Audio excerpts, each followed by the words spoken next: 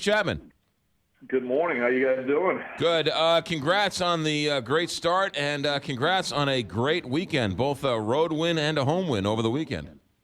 Well, I appreciate that. The boys are playing well. They have a quiet confidence about them, but you can't really ask for much more right now. I mean, tied for the most points in the league. Huge game tonight against L.A., probably two of the hottest teams in the league, and we're going to try to extend our home unbeaten streak, 4-0 right now. So you're right, can't ask for much more right now. Who is doing all the scoring? What's going on here? Well, it's you know what? It's kind of been a team effort, to be honest with you. It's the team is playing well. Mike Yo was just talking about how we've kind of won in different ways, but I think the players that you have to point to right now, Schwartzy is being unbelievable. Fourth in the league right now, 15 points. As you would expect, Tarasenko is lighting up the net. He's got 12 points. But Petro, right now, second in the league in defenseman and scoring, and is probably a early candidate for the Norris Trophy. Yeah, all good news. Now let's talk. You guys got games coming up. You have some events. Let's sell some tickets for you. What's going on at the Scottrade Center? Well, just a big week. I shouldn't say big week, big month. It's kind of a homecoming for the Blues. As I think we started off on the road, played 7 of our first 9 on the road, so we're back in town really for late October and November. A lot of things going on. Like I said, huge game tonight against the Kings with two teams that are playing better than almost anybody in the league. But as we go through the month, we've got some great things. We have Military Week that's coming up.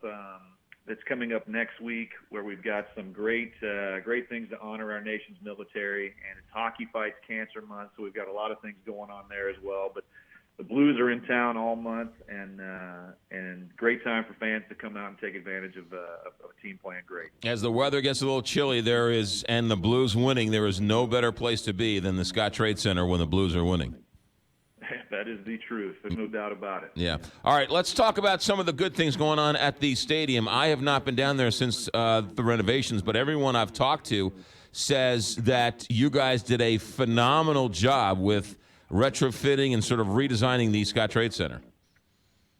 Well, we got to get you down there because you do have to see it, and it really is unbelievable, the work that's gone in so far and the reaction that we've gotten from fans. New scoreboard, new video board, the lighting, the sound, all of these things that are so important to maintaining a facility and keeping it up to a world-class stature. I think the reaction so far has been unbelievable, and it certainly has gone a long way to helping the presentation for Scottrade Center to other events that come into town. Yeah, because you're not just fighting you're fighting other towns, other cities with concerts that sort of make their way through the country. Well, that's the big thing, McGraw. It's, for St. Louis to remain competitive at a world-class level, to attract events like the SEC Basketball Championships, which are coming in March, to attract events, continue to attract events like the NCAA Wrestling. As you know, we put in a bid for the NHL All-Star Game. There's other NCAA tournaments. The Frozen Four is an event that we've bid on in the recent past. And to get all of these things, you have to have a building that these events want to come to. And when you're competing with places like Nashville and Indianapolis and Louisville and all these cities just like us, you have to have a world-class arena in order to do that. Mm-hmm. And these upgrades that we're doing right now are just things that honestly keep us up to date, keep us in the mix with these events, and allow us the opportunity to attract these things to St. Louis. That's all the good news. Now the bad news is it was all the money was passed by the Board of Aldermen. It was signed by the mayor. You guys started the construction, and then something happened along the way. Everyone started complaining about this after it was already passed. Where are we with this debacle? Because I know Kara Spencer is going to try some type of new funding mechanism this week, but where are we in this mess?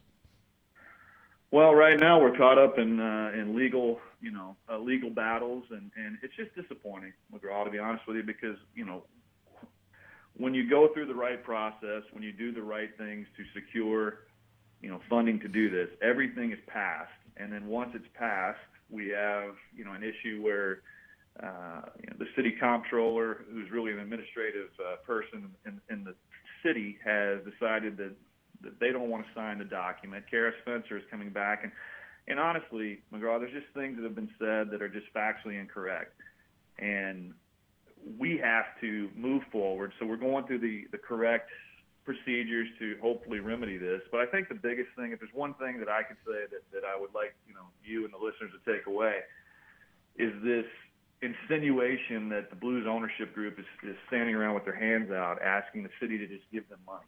And that's just not a correct statement. Since the facility was built, Blues ownership originally invested $137 million in the original construction cost of the city-owned facility. And since then, since 1994, Blues ownership has invested $124 million.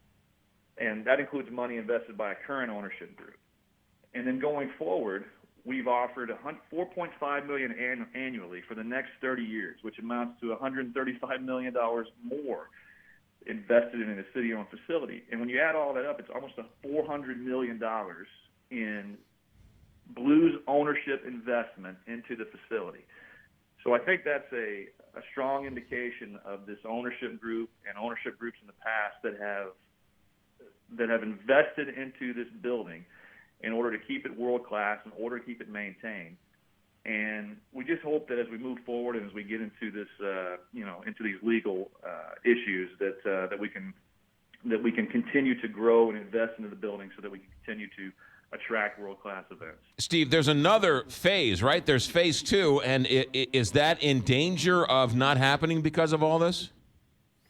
Well, I mean, I wouldn't say it's in danger right now, but it's definitely in jeopardy. Anytime that you work, what we've had to do this summer is we took out a bridge loan in the meantime, obviously expecting the money that was voted through to come into the fall. And so we've had to take out a bridge loan, and so far those bonds have not been floated. And so right now we cannot continue to plan to renovate the building. I shouldn't say we can't continue to plan. We're planning, but it's all in limbo right now. So there is additional planning or additional renovations that are coming, which involve new seating to the facility, upgrading amenities like public spaces, and these are all things that as touring events visit your building, they all look for. And right now, McGraw, I wouldn't say they're in jeopardy, but they're certainly being delayed, and it's not helping the situation.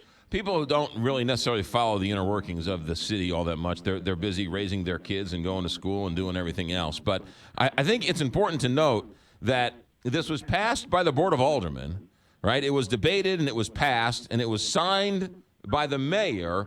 And Darlene Green, the comptroller, just sort of arbitrarily decided she doesn't want to sign off on the bonds.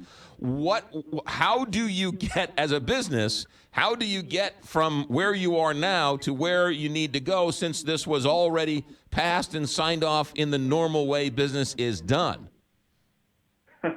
Well, that's a great question. Unfortunately, right now, it's just hung up in legal battle.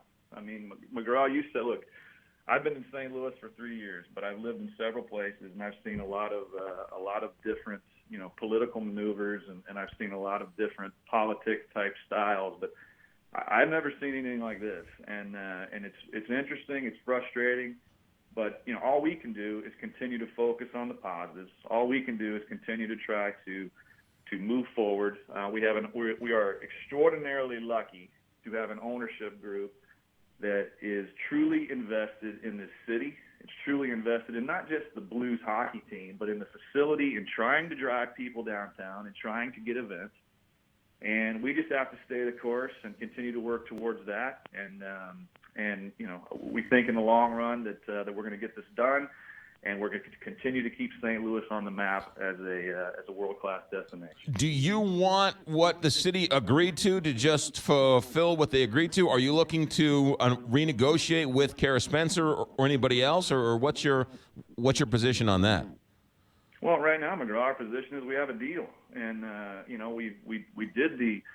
we did all of the correct things to get that deal. As I mentioned before, it is a public-private partnership. We are investing into the building as well. We continue to invest in the building as well. So right now our position is that we have a deal, and we're going to continue to move in that line. Steve Chapman, Vice President of the St. Louis Blues. Steve Chapman, you're always welcome here. Good luck with the rest of the season, and we'll talk to you soon.